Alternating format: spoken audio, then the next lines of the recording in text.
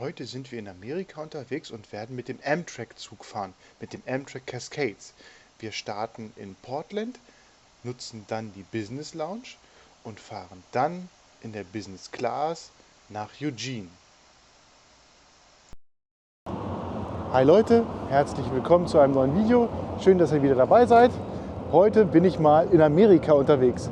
Ich bin gerade in Portland, Oregon.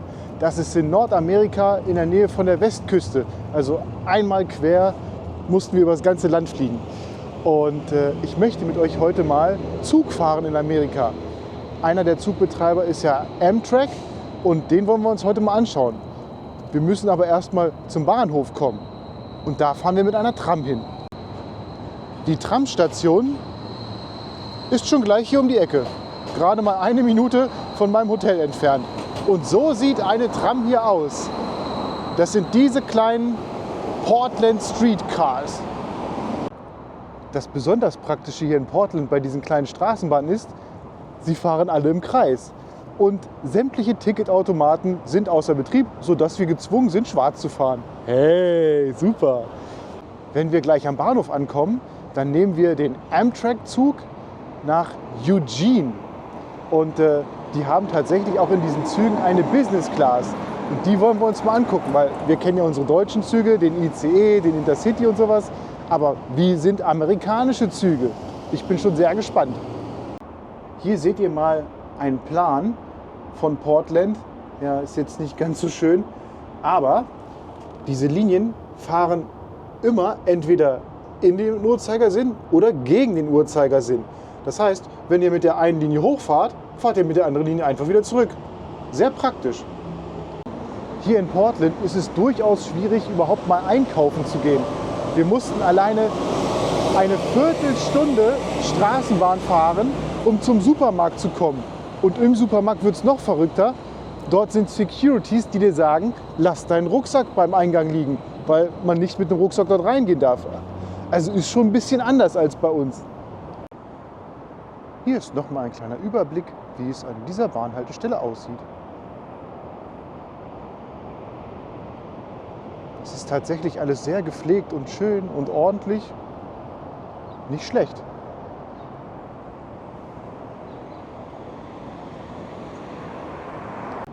Hier seht ihr nochmal ein kleines, schöneres Häuschen. Und hier ist der Fahrkartenautomat, der natürlich außer Betrieb ist. In 9 Minuten kommt unsere Bahn. Hat wohl Verspätung. Sollte eigentlich in 6 Minuten da sein. Hier ist nochmal die schöne Übersicht. Wir sind gerade hier unten, South River Parkway, und wir wollen hochfahren zu Northwest 9th. Und da ist nämlich auch der Bahnhof der Union Station. Und los geht's. Das müsste unsere Bahn sein. Ich hoffe, ich habe nicht die falsche erwischt.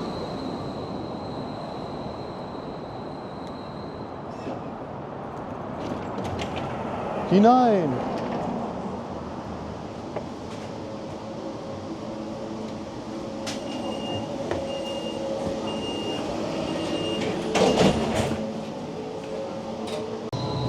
Und so sehen die Sitze aus. Naja, Gemütlichkeit gleich 0. Aber wir wollen ja ans Ziel kommen. Schauen wir uns doch mal ein bisschen um.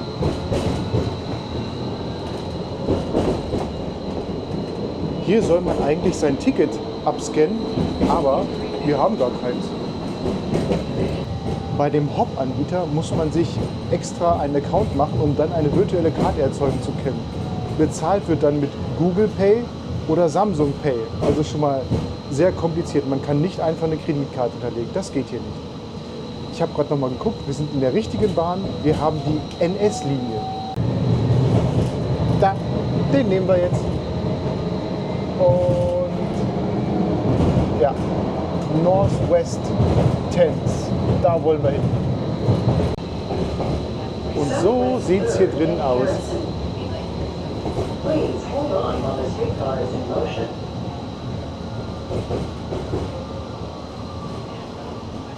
Eine kleine Anzeige ist da oben, aber die gibt einem nur sehr wenig Informationen. Ab und zu steht mal die nächste Haltestelle dran. Aber wie ihr seht, seht ihr gerade gar nichts. Schauen wir ein bisschen raus.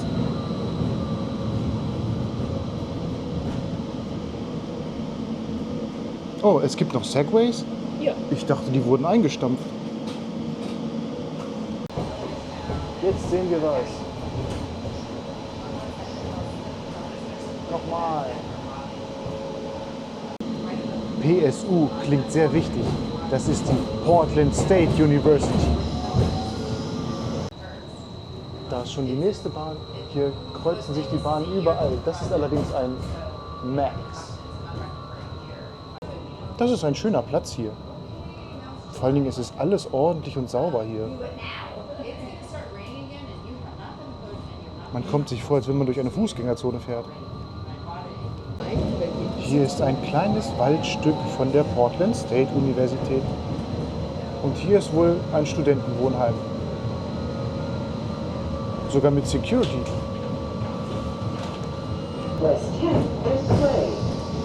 Ist ganz schön riesig hier.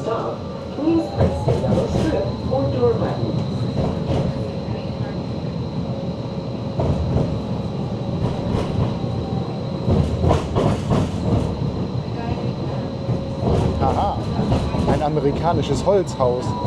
Davon gibt es allerdings nicht mehr viele hier. Das ist das Einzige, was wir bisher gefunden haben.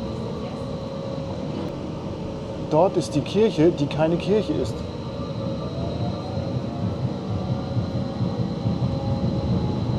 Und hier ist der einzige Supermarkt überhaupt. Art Museum. Please yield priority seating to seniors and people with disabilities. Ken Johnson. Please yield priority seating to seniors and people with disabilities.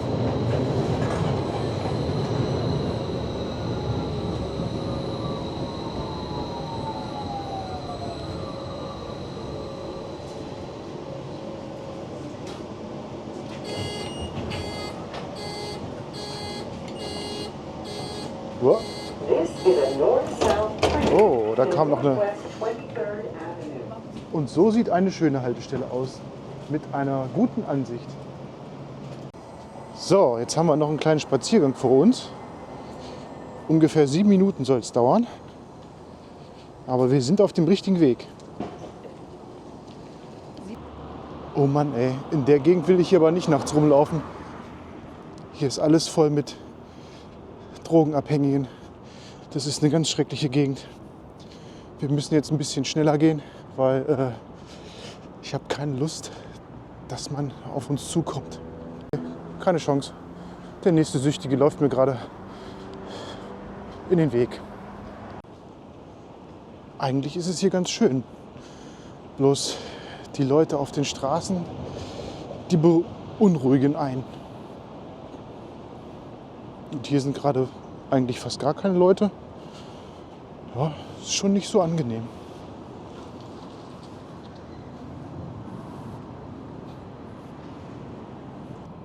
Dort ist schon der Bahnhof. Allerdings erreichen wir ihn nicht direkt. Wir müssen einmal außen rumlaufen, weil hier eine große Straße ist. Zeltlager.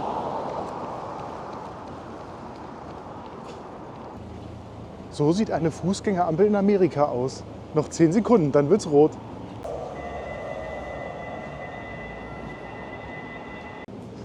Krasses Zombieland hier. Okay, wir sind jetzt heil am Bahnhof angekommen und der sieht ziemlich schön aus. Mal gucken, wie er von innen aussieht. Nochmal Camping. So sieht der Bahnhofsvorplatz aus. Der Union Station. Seht ihr? Go by train. Achtung, die Straßenbahn hat Vorfahrt. Jetzt haben wir den Bahnhofsvorplatz erreicht.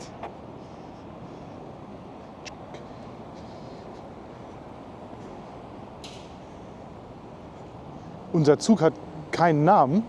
Er hat nur eine Nummer, 503.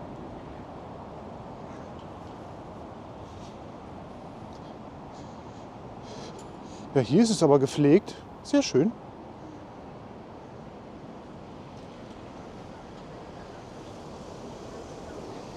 Wo geht's denn rein? Ah, hier vorne. Da ist der Eingang.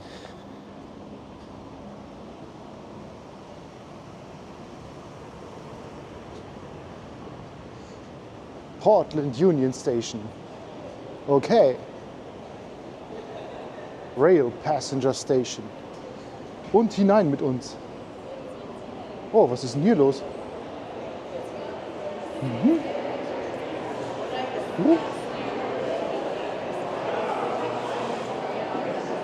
Aha. Warum stehen hier die ganzen Leute so rum? Wollen die alle zum Zug? Baggage, Step, Exit to the Streets. Ich habe die Anzeigetafel gefunden. Wir nehmen 503 nach Eugene um 11:08 Uhr und er ist pünktlich. Hey cool, wir dürfen an allen Leuten vorbeigehen. Wir haben ja Business-Class-Tickets und wir dürfen in die Lounge gehen. Haha. Metropolitan Lounge, Gate 5. Business-Class-Ticket. There we go. Check-in, okay. Was müssen wir tun? Ticket davor halten?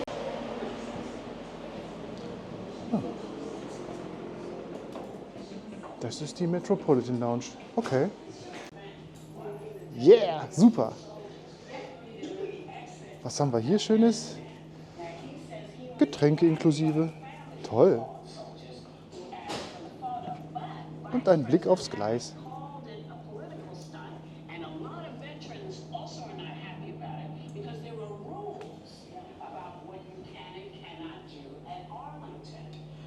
Cool, richtig gemütlich. Hammer. Aha. Cola. Ja, da habe ich Bock drauf. Hier gibt es Probleme bei der Auswahl des Cafés. Miss, Sie müssen sich etwas aussuchen. Ja, ich weiß, das ist aber nicht so leicht, wie es aussieht. Miss, Sie blockieren den Automat. Bitte entscheiden Sie sich. Was haben wir denn hier alles? Ja.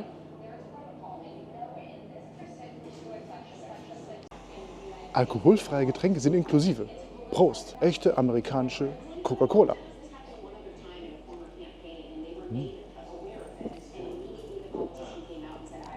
Eiskalt und erfrischend, toll.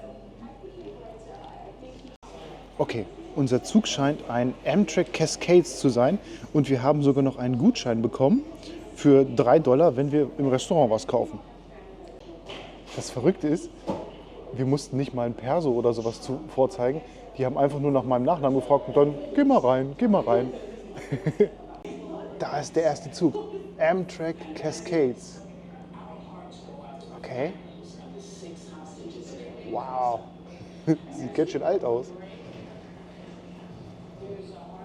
Guckt euch mal die Gleise an. Die sind aus Holz. Das kennen wir doch gar nicht mehr. Guckt mal, hier sind noch mal coole Sitze. Ob die noch gemütlicher sind? Ja, hier lässt es sich aushalten. 20 Minuten müssen wir noch warten. Unser Zug ist super pünktlich und um 11 Uhr soll er bereitgestellt werden. Er fährt um 11:03 Uhr ab. Ich habe eine Steckdose gefunden.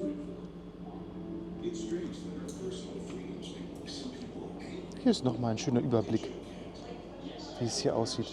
Sehr gemütlich. Boarding. First floor. First floor. Thank you. Hier kommt noch ein kleiner Überblick über unsere heutige Route. Wir sind in Nordamerika, in Portland und wir starten an der Portland Union Station. Und dann geht es für uns knapp 3 Stunden südlich in Richtung Eugene. Da ist Eugene. So sieht's hier aus. Man läuft einfach über die Gleise. Das ist unsere große Diesellok. Guckt mal, wie riesig die ist. Ha! Und keine Oberleitung.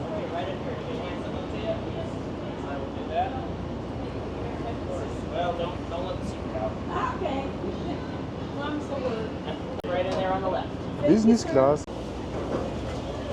Okay. Wow.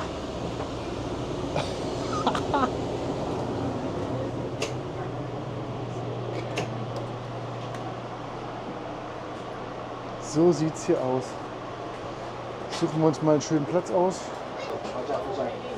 Der Sitz ist ein riesiger Ledersitz. Ist sogar gemütlich. Aber ich glaube, wir fahren rückwärts. Hier kann man irgendwas umstellen. Boah! Okay, der Hebel hat einfach mal die Lehne nach oben geklappt. Ja. Okay, das funktioniert. Yeah. Da ist noch ein zweiter Hebel. Was macht der? Nicht so viel. Ah. Okay, ich weiß nicht, wofür er ist. Also genügend Platz habe ich definitiv. Kleinen Tisch gibt es auch. Den prüfen wir später nochmal. Guck mal, Steckdosen gibt es hier auch. Aber in Amerika hat man 120 Volt. Bei uns ist ja 230 Volt. Um Strom zu tanken, braucht ihr den hier, den kleinen Adapter. Funktioniert wunderbar.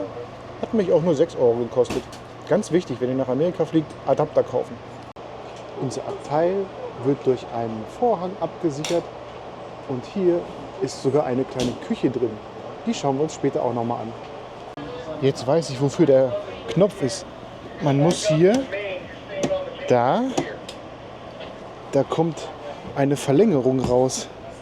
Da kann man es sich richtig geil gemütlich machen. Und dann muss man es einfach festziehen. Yeah, nun ist es festgezogen. Sieht irgendwie komisch aus. Es geht los. Genießen wir die unglaubliche Beschleunigung der riesigen Diesellok.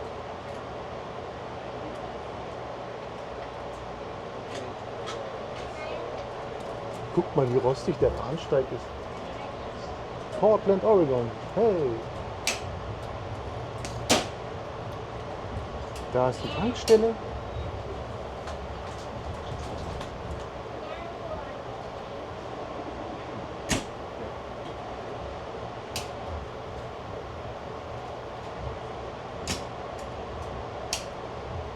Eine Wassertankstelle.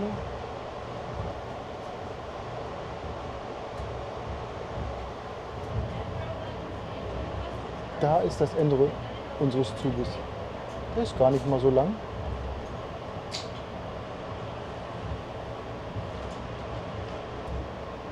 Er hat noch eine zweite Lokomotive.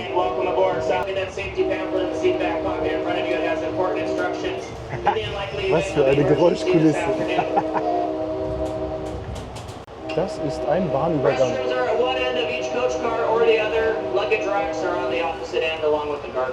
Wow.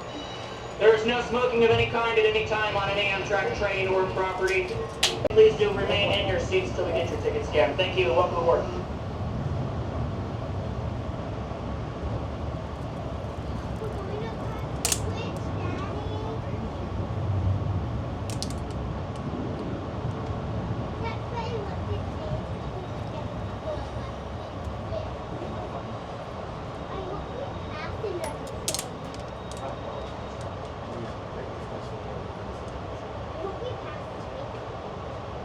Eine rostige Brücke.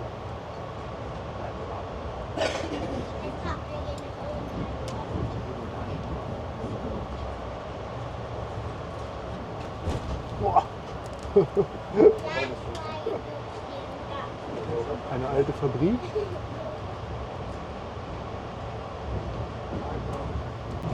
Zeit für Getränke. Hier ist der Barwagen. Was haben wir denn hier Schönes? Cayman Jack, Bud Light, Hot Dogs und Burger gibt's alles hier. Hier sind die Preise. Ich hätte gerne ein ganz normales Bier. Haha, Hefeweizen. Ich nehme, glaube ich, einen Bud Light. Was haben wir hier? Mac and Cheese Sandwich, cool. Sieht richtig gut aus. Und Kaffee.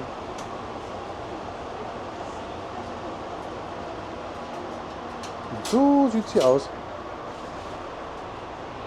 Kleine Küche. Tresen. Zeit zum Einkaufen. Ich war ja gerade shoppen. Das hat es hier gegeben. Bud Light.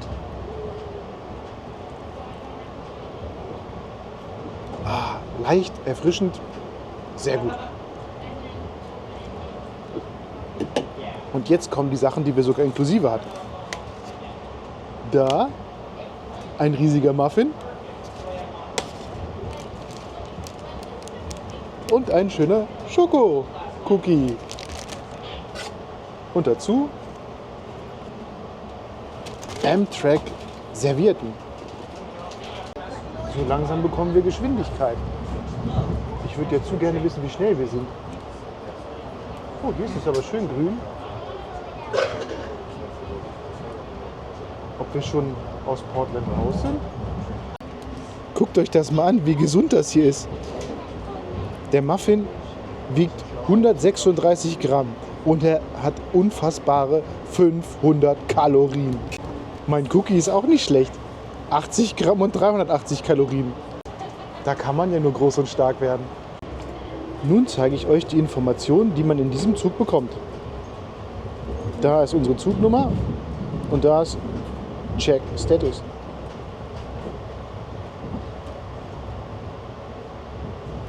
Tja, mehr Informationen gibt es leider nicht. Das war's. Also die Amtrak Cascade Trains, die fahren tatsächlich nur zweimal am Tag in Richtung Norden und Süden auf dieser Strecke hier. Das ist nämlich unsere Strecke nach Seattle und wir fahren halt in die entgegengesetzte Richtung nach Eugene. Und man fährt hier mit maximal 79 Meilen, was ungefähr 130 km/h sind. Guckt mal, wie schön das hier ist. Ruhig und grün. Aha, anscheinend kommt wieder ein Bahnübergang. Diese Hupe von den Zügen ist so individuell, die kennen wir ja eigentlich nur aus Film, aber jetzt hören wir sie in live. Ach, und so wie sich das gehört, können wir sogar auch im Zug mit Kreditkarte zahlen. Ich habe ja eine Mastercard und das ist wunderbar. Ich habe durch Zufall gerade gesehen, dass es ja hier auch Wi-Fi gibt. Das probieren wir aus. So, klick. Accept and connect.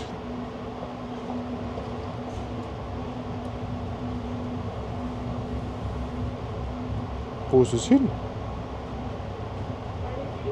Anscheinend funktioniert das WLAN schon. Journey with Wi-Fi. Ich würde ja gerne Zuginformationen haben. Über unsere Route. Nein, das war's nicht. Schade. Erster Halt, Oregon City. Ich habe leider bisher immer noch nicht irgendein WLAN-Portal gefunden. Das heißt, wir sehen nicht mal, ob es hier noch weitere Haltestellen gibt, was ich eigentlich ziemlich interessant fände. Die WLAN-Verbindung ist gut, aber wie gesagt, es gibt hier kein WLAN-Portal, wenn man irgendeinen Status von dem Zug bekommt. Das Einzige, was wir wirklich an Status bekommen, ist das, was ich euch gerade gezeigt habe. Ich zeige es euch nochmal. Das war es.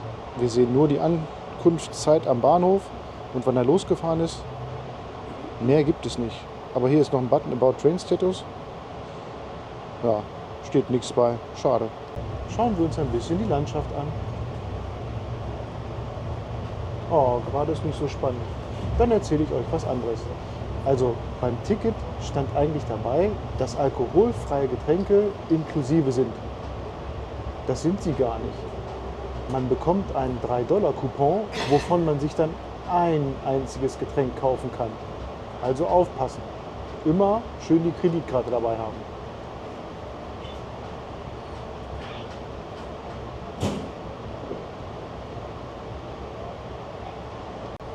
Na, was wird denn hier angebaut?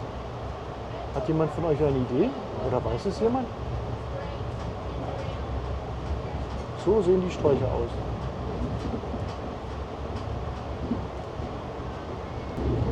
Also der Zug ist ja nun wirklich sehr, sehr alt, aber dieser alte Sitz, der ist unglaublich bequem. Und die Klimaanlage ist auch genau richtig. Wir haben hier angenehme 23 Grad, schätze ich einfach mal. Ein Pulli braucht man tatsächlich. Und ja, Luft ist gut, sehr angenehm. Wir genießen die Fahrt sehr. Größter Nachteil ist natürlich, es dauert und dauert und dauert. Na, kommt jetzt hier endlich mal wieder ein kleiner Ort. Die kleinen Orte sind nämlich echt schön. Ja, nicht so ganz. Ein paar Firmen. Also an die Hupe müsst ihr euch gewöhnen, weil gefühlt wird die ganze Zeit gehupt. Die Bahnübergänge haben nur so Mini-Schranken.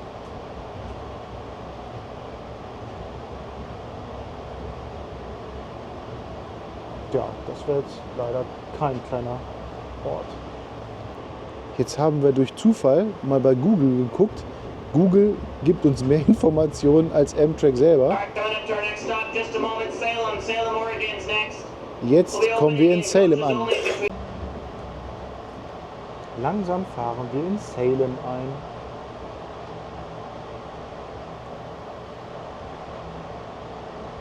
Ja. Oh, guck mal, hier sind richtig kleine amerikanische Holzhäuser. Ah.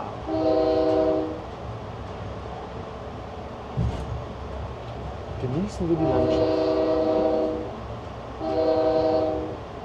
Und die Hupe.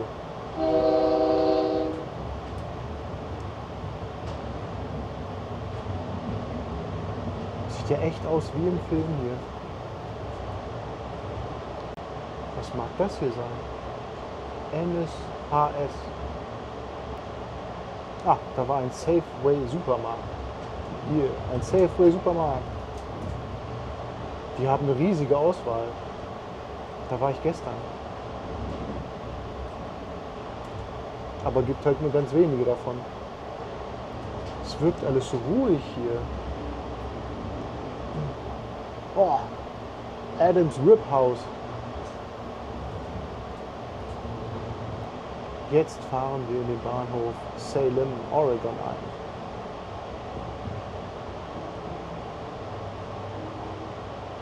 Ach schade, ich bin wohl auf der falschen Seite. Hier ist nichts zu sehen. Oh, nur Salem Schild. Jetzt erkunden wir mal das Klo. Das soll beeindruckend sein.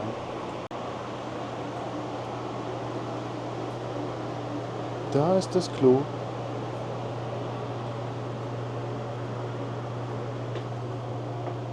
Ah, okay. Es ist so alt wie alles andere. Wie geht denn die Tür zu? Ne? Boom. Und wie schließe ich jetzt? Aha, da unten. Nee. Push to lock. Boom. Gelockt. Ich dachte erst, der WC-Sitz wäre ganz normal aus Plastik, aber nein. Das ist Holz lackiert. Aber schaut mal, es ist alles ordentlich und sauber hier. Jetzt testen wir doch mal den Wasser. Seife. Kommt. Und da ist der Wasserhahn. Boah, das ist ja heiß. Das ist heiß. Ja, funktioniert alles. Sehr schön. Ach, die haben hier sogar auch noch eine Steckdose für Rasierer. Cool. Und den Booster. Und noch einen Mülleimer. Und anscheinend ein Transfersitz für Leute, die im Rollstuhl sitzen. Nicht schlecht. So, hier ist eine Tür, wo wir reingekommen sind. Was gibt es denn hier noch alles? Da ist eine Anzeige. Toilet-System. Tank Door. Tank Empty. Push. Ach. Hier ist die Lok. Guckt euch das an. Wir können hier sogar an der Lok vorbeigucken. Wow, ist das laut. Und hier zeige ich euch nochmal die Business Class. 1+2 Sitze und wir haben echt nur, wie viel sind das? 10, 14 Sitzplätze. Nicht schlecht. Jetzt kann ich den Sitz noch mal aus der Nähe filmen. So sieht er aus. Der riesige, schwere Ledersitz. Sehr bequem. Und jeder Sitz hat ja seine 2 Steckdosen. Hier ist es aber ganz schön flach. Guck mal, wie riesig die Felder sind. Das hört gar nicht mehr auf. Und im Hintergrund sind Berge.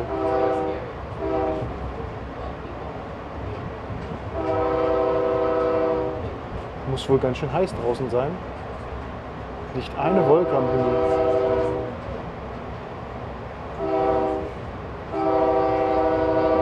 Na, kommt jetzt ein Ort? Nein, es war einfach ein unbeschränkter Bahnübergang.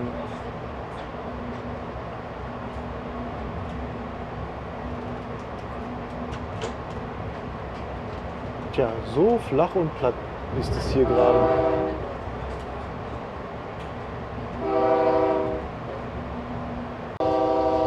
Ach, ich habe euch ja noch gar nicht gezeigt, wie viel ich für die Fahrt bezahlt habe. Hier seht ihr es, eine Strecke Business Class $68.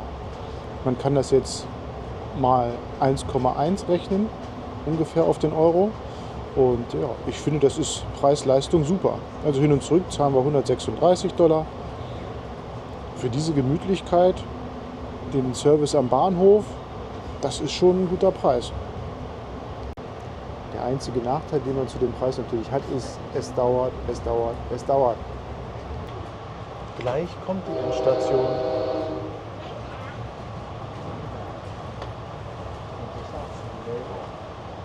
Schauen wir uns noch ein bisschen den Vorort an.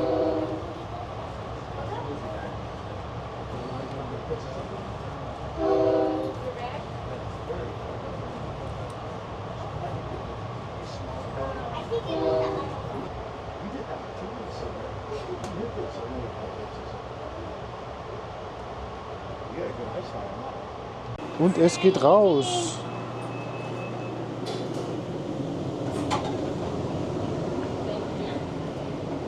Hui, das ist aber tief. Oh. Thank you.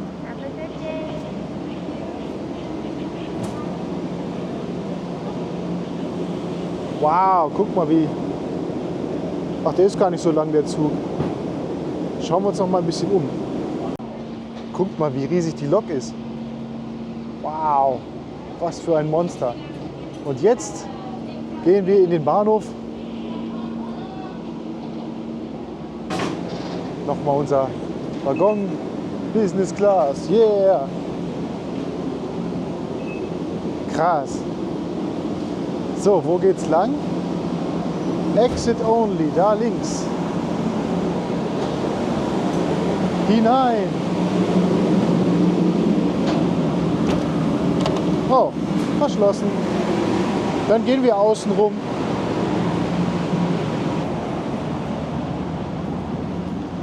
Da. Hier, Eugene Station. Das sieht ja aus wie eine Filmkulisse. Ich bin beeindruckt. Cool. Ich glaube, ich laufe gerade über die Straße. Morning Glory Coffee.